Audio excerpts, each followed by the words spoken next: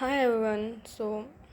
आज मैं बताने वाली हूँ कि मैं कैसे मॉक्स एनालिसिस करती हूँ। अगर आपका स्कोर इम्प्रूव नहीं कर रहे हो तो आप ये वीडियो आपको ज़रूर हेल्प करेगी।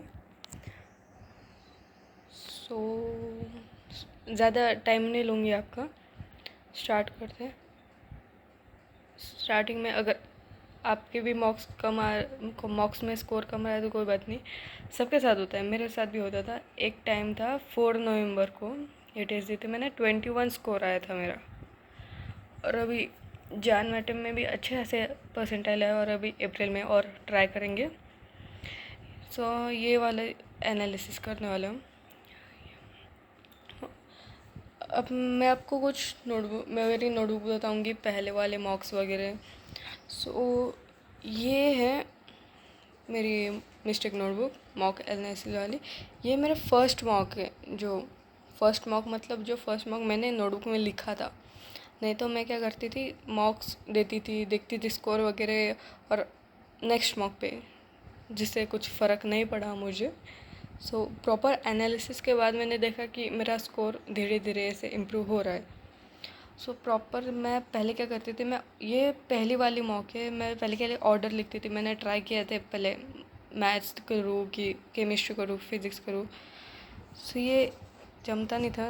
मैं आपको अभी ये वाली जो मॉक है इसके एनालिसिस बताऊँगी। हाँ, ये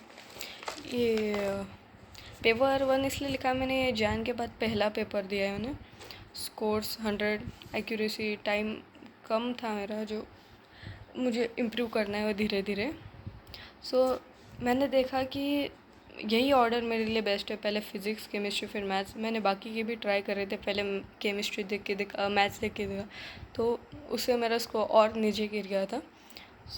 for me this is best. अगर आपको भी समझ में आया तो आप 1-2 मॉक से ट्राई करके देखो, फिर आपको समझ जाएगा कि कौन सा ऑर्डर आपके लिए बेस्ट है वगैरह।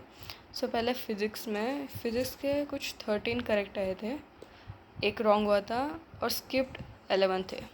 पहले रॉन्ग क्वेश्चन लिख लेने का, अपना क्यों रॉन्ग हुआ वो भी लिख लेती थी मैं। जैसे इसमें सिली मिस्टेक हुई थी, 1.77 आंसर था, मैंने 17.7 कर दिया था। और ये नीचे स्किप वाले फॉर्मूला नहीं पता था, जैसे ये वाला हो गया।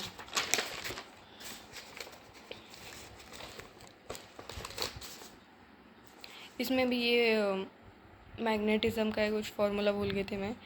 ये वाला क्वेश्चन आते हुए भी नहीं किया, पता नहीं क्यों कि नहीं किया, लेकिन आ सकता था ये क्वेश्चन अगर मैंने थोड़ा टाइम दिया होता तो इसको। जैसे ये वाला भी मैं पॉइजन रेशो भूल गई थी। और फिज़िक्स में इतना, ये जो चैप्टर्स मैंने किए हैं उनका है, जो चैप्टर्स मेरे किए नहीं मतलब, उनके मैं क्वेश्चंस लिखती ही नहीं थी। जैसे मैथ्स में इंटीग्रेशन वगैरह अभी तक मैंने किया नहीं है, तो लिख के भी कुछ फ़ायदा नहीं है वैसे। वो मैं लिखती नहीं थी। जो चैप्टर्स मेरे हो चुके हैं और जो थोड़े बहुत आते हैं उनके क्वेश्चंस वगैरह लिखती थी। टाइम कितना इस्तेमाल किया था और वेस्ट कितना किया, एवरेज क्वेश्चन पर टाइम, ये आपको ऐप में ही मिल जाएगा। ये एग्ज़ाम गोल ऐप है। नेक्स्ट केमिस्ट्री में कुछ 10 करेक्ट आए थे, एक रॉन्ग हुआ और 14 स्किप्ड हुए थे। इसमें क्वेश्चन ठीक से पढ़ा नहीं था मैंने, आंसर भी था और जल्दी जल्दी में मैंने यही कर दिया था। इसमें फॉरगॉट द कंसेप्ट, मैं कंसेप्ट ही भूल गई। ये वाला आते हुए भी नहीं किया।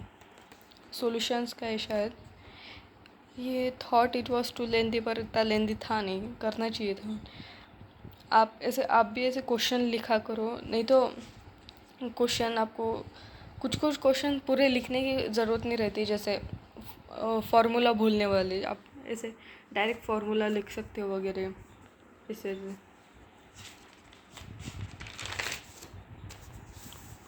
ये क्वेश्चन, ये देखा ही नहीं क्वेश्चन मैंने, है तो बहुत ऐसे मतलब फालतू सा क्वेश्चन था ये, सिर्फ वेट निकालना था उसका। ये मिस्टेक थी मेरी।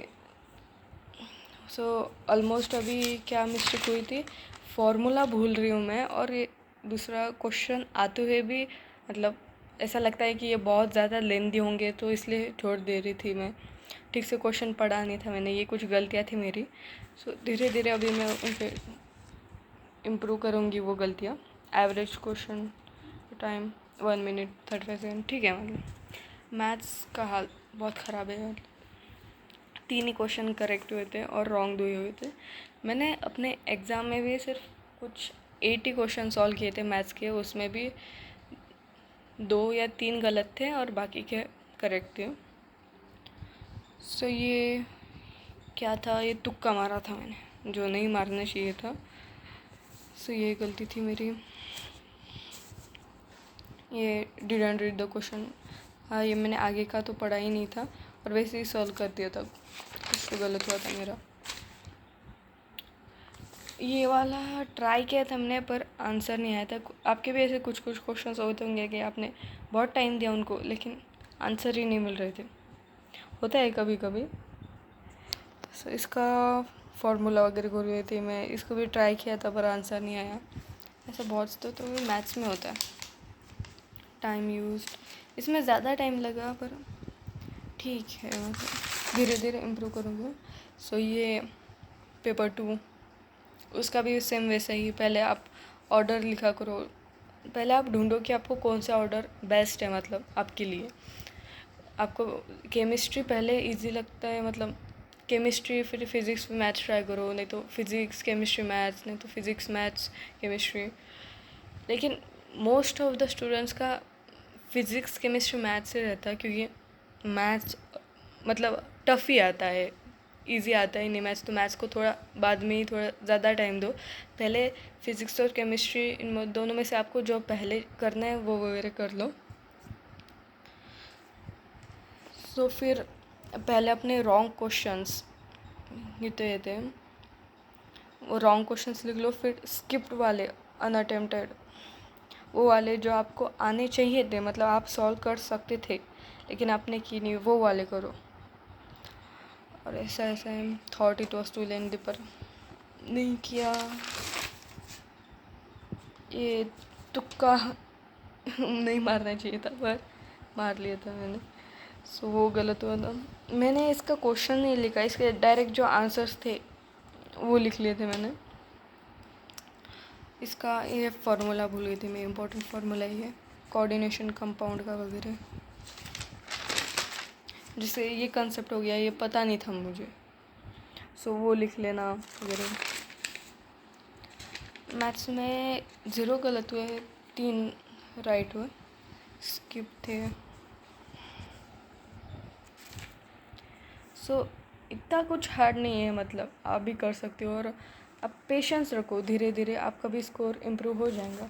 मैं आपको अपने पुराने स्कोर्स वगैरह, ये मोस्ट ऑफ द चीज़ें आपको इसे ही मिल जाएगी ऐप में वगैरह। आप नीचे जाओगे तो एवरेज कितना टाइम देना चाहिए था आपको फिज़िक्स में, मतलब ये केमिस्ट्री में मैथ्स वगैरह ये पता है आपको, और आपने कितना टाइम वेस्ट किया है।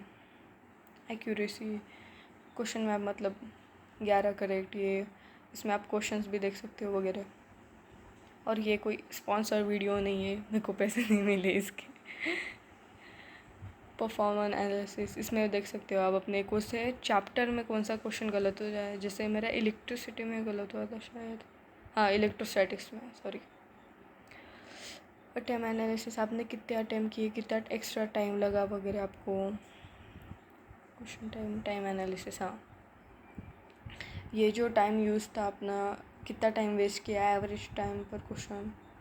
और ये वेरी स्लो, कितना एक्स्ट्रा टाइम दिया आपने कुछ क्वेश्चन को। जैसे मैंने फिज़िक्स में ये क्वेश्चन गलत हुआ लेकिन इसको बहुत ज़्यादा टाइम दिया, इसको भी थोड़ा एक्स्ट्रा टाइम मिला दिया, और इसको भी जो मतलब मैं रिड्यूस कर सकती थी लेकिन नहीं हो पाया। केमिस्ट्री में भी वैसा ही है, मैथ्स में भी वैसे ही है। मैथ्स में एक्स्ट्रा टाइम मेरा देना पड़ा। सो ये था मेरा मॉक एनालिसिस में वगैरह ऐसे करते।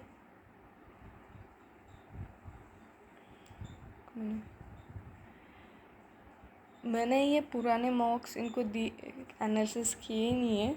मैंने बहुत मुझे जितना याद है दिसंबर में मैंने मिस्टेक नोटबुक लिखी थी।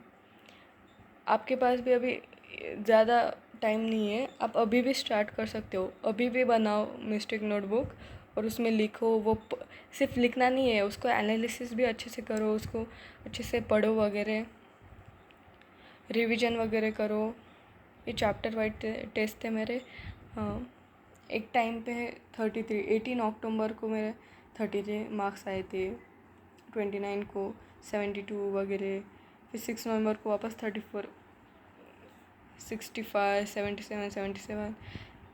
अब सिर्फ टाइम दो उसे, फिर धीरे धीरे इम्प्रूव हो सकता है। सिर्फ कंसिस्टेंस मैटर करता है और कुछ नहीं। Okay, thank you very much. बहुत ज़्यादा टाइम हो गया है। आपको भी ऑल द बेस्ट। अगर आपको कुछ डाउट्स होंगे तो आप कमेंट सेक्शन में पूछ सकते हो, मैं ट्राई करूँगी सारे डाउट्स का आंसर करने के। आपको भी ऑल द बेस्ट अपने आने वाले पेपर को। कुछ ही दिन बाकी है, मिल के फोड़ना है। बाय।